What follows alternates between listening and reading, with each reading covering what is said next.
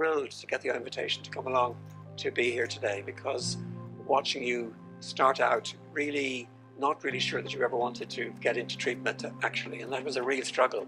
And the reason it was a struggle, and as you can see from reading the book, and those of you who know Aparna, is that she has got such an extraordinarily bright and brilliant mind, coruscatingly brilliant mind, and bright people who really feel that they have the world at their fingertips, in my experience, have a real problem letting go of control.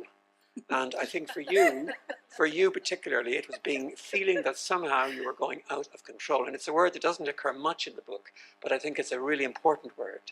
And it is, for any of you why people don't want to take medication sometimes, or don't want to use drugs, is they hate the idea of losing control. And imagine if you do lose control despite yourself.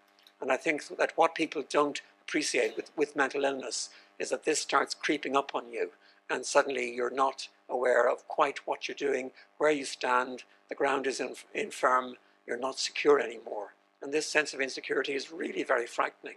But Aparna's journey was difficult at the beginning.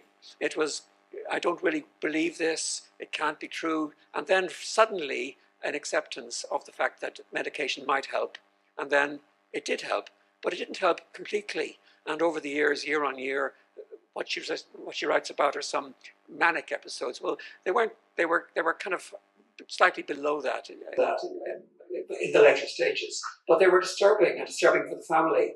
And the poem says, I had love and courage, and I had a family system, and I had awareness, and all of these things helped me get along. So it wasn't just the meds that made the difference. It was the structure of her life, the people she knows, her family, her husband, her children, and especially all of you and all of her friends, and her writing. And she said it wasn't a hobby, it was a compulsion to write. I have to get something completed.